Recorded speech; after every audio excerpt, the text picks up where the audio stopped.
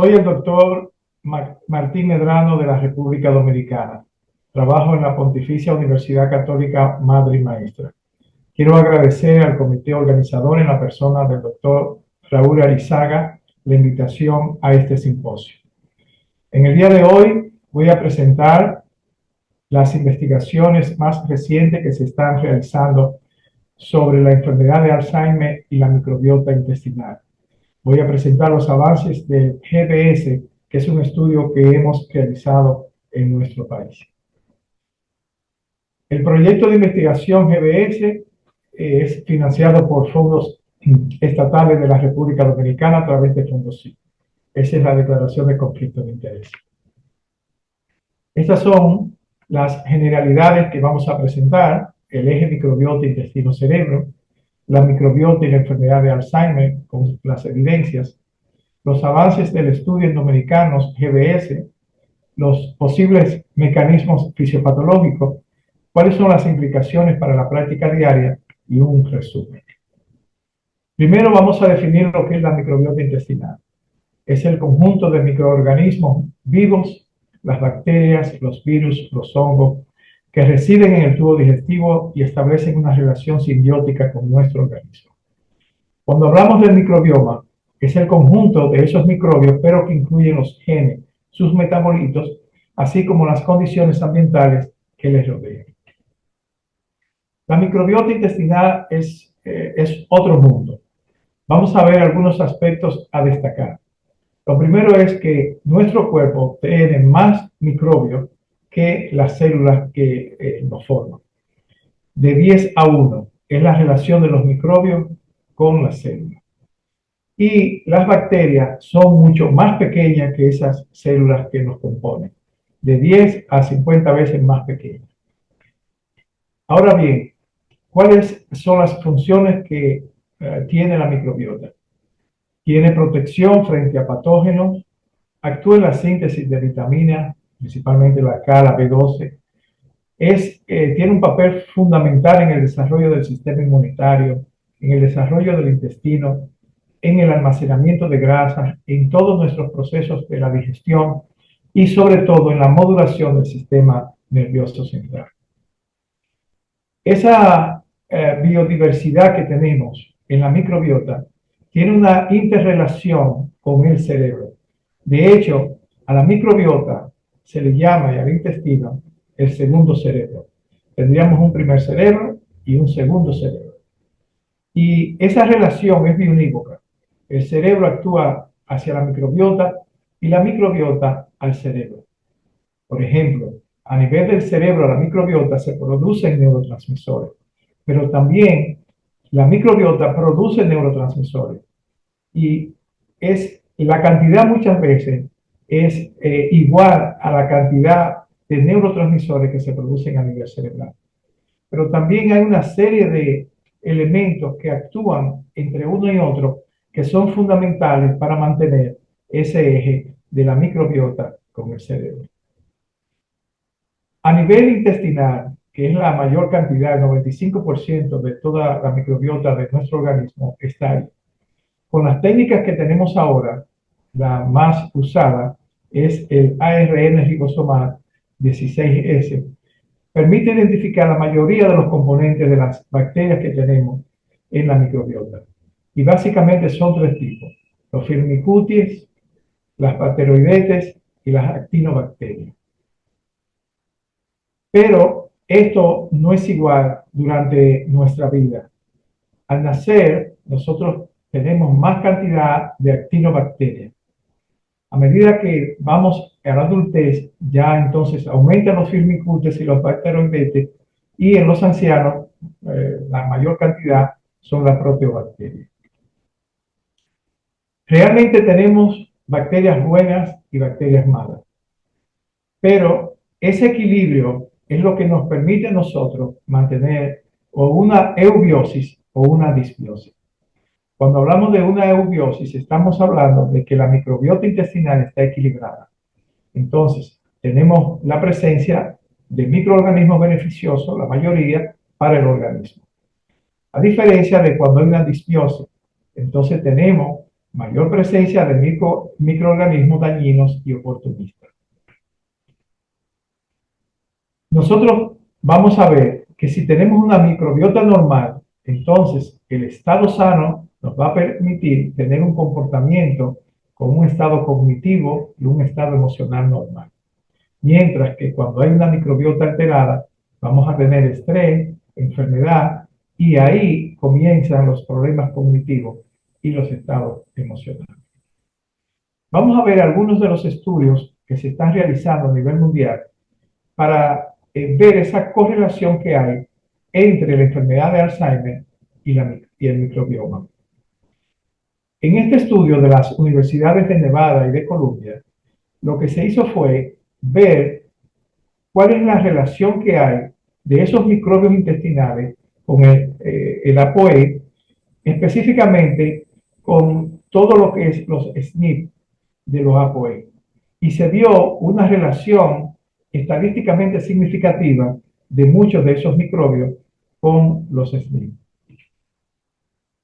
Además, cuando se hace a nivel general la relación, vamos a encontrar que aparece diferencia entre los pacientes que no tienen demencia con los pacientes que tienen demencia.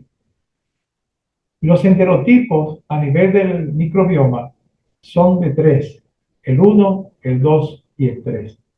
Se ha encontrado que el enterotipo 3 aparece principalmente en los pacientes con demencia, mientras que el enterotipo 2 aparece en los pacientes que no tienen demencia. Si vemos la comparación de los taxones, también vamos a encontrar diferencias en ellos. Por ejemplo, los bacteroides y el Clostridium 4, vamos a encontrar que están más disminuidos en los pacientes que tienen demencia, mientras que encontramos en el Clostridium 14A que en los pacientes que no tienen demencia son mayor la población. Si nosotros analizamos en otro estudio los enterotipos 1 y 3, vamos a ver que se asocian de una forma independiente con la demencia. Y cuando se ve la diversidad filogénica, vamos a ver que esta disminuye en los pacientes que tienen la enfermedad de Alzheimer. Asimismo, si se ve la relación de los firmicutes, los bacteroidetes y las actinobacterias, vamos a ver que los firmicutes en la enfermedad de Alzheimer están disminuidos, en las bacteroidetes van a estar elevados y en las actinobacterias están disminuidos. Este estudio es muy interesante porque lo que se hizo fue ver la relación que hay de la microbiota con los biomarcadores que nosotros conocemos para el diagnóstico de la enfermedad de Alzheimer con los sistemas ATN, principalmente viendo la correlación de la beta-amiloide 4240 y la beta. Y se encontró una significancia estadística importante y hay una relación que cuanto mayor es la abundancia, más es la relación con los biomarcadores en el líquido cefalorraquídeo. Este es un estudio muy interesante de italianos, en el cual ellos tomaron la microbiota de pacientes con enfermedad de Alzheimer y controles sanos, y lo administraron a ratas y comenzaron a ver los comportamientos de las ratas. Y ellos concluyen que por primera vez los síntomas del Alzheimer pueden transferirse a un organismo joven y sano a través de la microbiota intestinal, lo que confirma un papel causal de la microbiota intestinal en la enfermedad de Alzheimer. Las ratas perdieron parte de la memoria, tuvieron conductas diferentes a los controles. Voy a presentar los avances de este estudio que nosotros realizamos en el país, que se llama el estudio GBS, el Good Brain Study, para nosotros evaluar la influencia de la microbiota en la enfermedad de Alzheimer. El objetivo fue caracterizar la microbiota mediante el aislamiento del ADN y la secuenciación del ARN ribosómico 16S a través del NGS. Tomamos muestra de heces fecales en sujetos con enfermedad de Alzheimer, déficit cognitivo leve y controles. Es un estudio aprobado por los comités de bioética y tomamos una muestra de 90 sujetos. Al final se analizaron 88, pues 2 participantes de la muestra estuvieron contaminadas y fueron descartadas. Los criterios de exclusión: el uso prolongado de antibióticos, el uso de fármacos antineoplásicos, si tenían una dieta con textura modificada o tenían antecedentes de alguna de estas enfermedades. Utilizamos los criterios de Petersen para el diagnóstico de déficit cognitivo leve y para demencia utilizamos los criterios NIA-AA. Utilizamos la muestra de S utilizando el tubo de SHIELD de Simon Research y fue analizada en el laboratorio Darwin en Valencia, España. Todos los pacientes fueron evaluados con una historia clínica, la parte nutricional, actividad física, evaluación neuropsicológica, las escalas que generalmente utilizamos, y se realizó resonancia magnética cerebral en todos los pacientes con enfermedad de Alzheimer y déficit cognitivo leve. En algunos controles no se hicieron. Esta es la tabla sociodemográfica. Estadísticamente significativa, la mayoría eran del sexo femenino. Cuando estudiamos el número de secuencias que se realizaron más de 130.000, lo cual nos asegura que se pudieron determinar la mayoría de las bacterias que estaban presentes. Asimismo, se hicieron las curvas de rarefacción, estuvieron saturadas, eso nos permitía ver la diversidad bacteriana. Y cuando se compararon la alfa diversidad por grupo, no había diferencia, ni en la beta diversidad, que es cuando se compara el ambiente de uno con otro. Esta es la distribución taxonómica en los controles, en los pacientes con déficit cognitivo leve y en los pacientes con demencia. La mayor cantidad fueron Firmicutes, Bacteroidota y Proteobacterias. Cuando nosotros vemos la relación que hay entre los Firmicutes y los bacteroides, encontramos que en los pacientes con déficit cognitivo leve, esta era menor en la muestra que nosotros analizamos. Vemos aquí la distribución taxonómica en abundancia por género de muestra, tanto los controles, el déficit cognitivo leve y con demencia. Estas son las principales abundancias que encontramos. Pero, resumiendo, los principales hallazgos fue que la Desulfobacterota encontramos una mayor presencia en los pacientes con déficit cognitivo leve y con demencia cuando se comparaban con los controles. Y los Firmicutes encontramos mayor en la demencia y en los déficit cognitivo leve, y la Bacteroidota es mayor en los pacientes con déficit cognitivo leve. Ya habíamos hablado de la relación Firmicutes y Bacteroidota, que era menor en los pacientes con déficit cognitivo leve. La Mitsuokeria era menor en los pacientes con déficit cognitivo leve cuando se compararon con los controles. Estas 3 bacterias, la Butyricimona, la Ungatella y la Eubacterium, lo encontramos principalmente en los pacientes con déficit cognitivo leve. Esto es un poco paradójico porque estas bacterias forman butirato que ayudan a formar parte de los neurotransmisores que necesitamos a nivel cerebral. Y la bilofila lo encontramos que era mayor su presencia en los pacientes con déficit cognitivo leve y la enfermedad de Alzheimer cuando los comparábamos con los controles. Estos 3 géneros, Odoribacter, Oxalibacter, Coprobacter y Parabacteroides, lo encontramos principalmente en los pacientes con déficit cognitivo leve y la enfermedad de Alzheimer cuando se compararon con los controles. Ahora bien, ¿cuál es el mecanismo en el cual estas bacterias influyen para que se relacionen con la enfermedad de Alzheimer?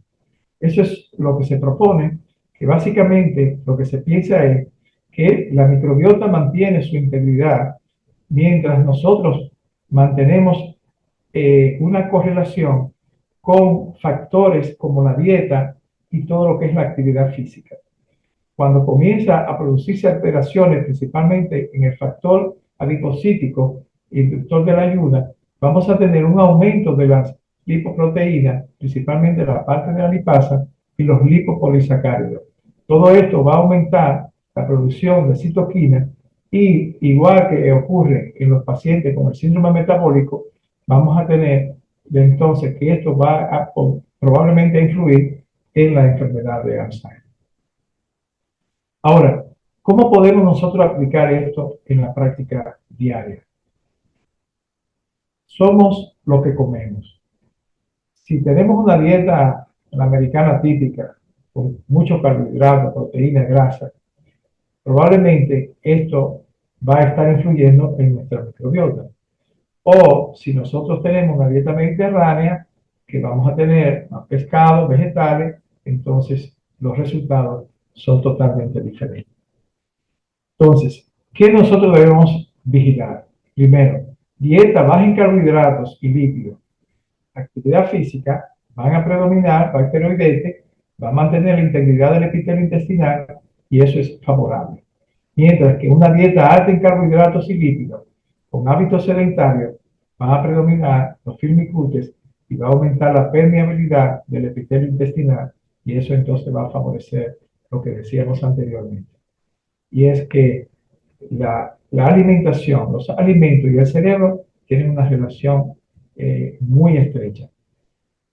Todos los aspectos del desarrollo del cerebro, todo lo que es los neurotransmisores, la parte de la cognición y la memoria, la formación de proteínas, los procesos inflamatorios, están determinados y reciben influencia de lo que nosotros estamos ingiriendo.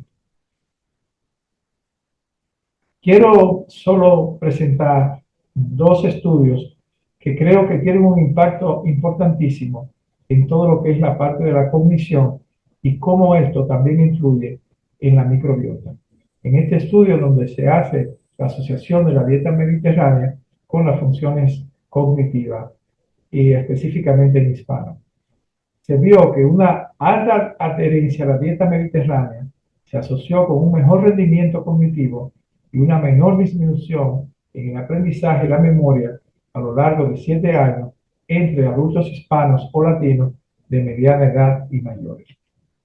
Y este es otro estudio en el cual se ve lo de la asociación de la dieta MAE con la parte cognitiva.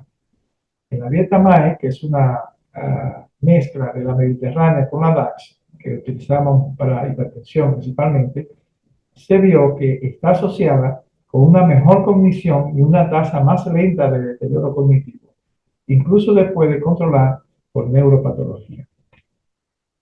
En nuestro estudio, el GBS, vimos la influencia de algunos alimentos en las funciones cognitivas de los dominicanos. Encontramos que los pacientes con déficit cognitivo leve y demencia tenían una menor ingesta de lechuga, plátano, uva, aceite de oliva, zanahoria y mango. Y por el contrario, los pacientes que ingerían, comían más longaniza, salchicha, se veía esto más en los sujetos con deterioro cognitivo. Y esto era estadísticamente. En conclusión, el mantener una eubiosis intestinal es fundamental para nuestra salud en general. Las evidencias demuestran que los sujetos con déficit cognitivo y enfermedad de Alzheimer presentan y van a tener diferente a los controles. Aún no está claro si los cambios en la microbiota intestinal son el resultado de una enfermedad, una causa de la enfermedad o ambos. La dieta es uno de los factores fundamentales para la salud de nuestra microbiota. La dieta MAE y mediterránea han demostrado que están asociadas a una mejor cognición y una tasa más lenta de deterioro cognitivo. Estamos a la puerta de que estaremos pidiendo los resultados del microbiota intestinal en la evaluación clínica en un futuro cercano. Se necesitan obviamente más estudios longitudinales, doble ciego, estudiar mecanismos fisiopatológicos y moleculares para nosotros llegar a una conclusión. Quiero agradecer al equipo de investigadores que ha estado trabajando conmigo durante estos últimos 3 años en el estudio GBS. Y agradezco al Ministerio de Educación Superior, Ciencia y Tecnología de la República Dominicana por el financiamiento del proyecto GBS. Muchísimas gracias.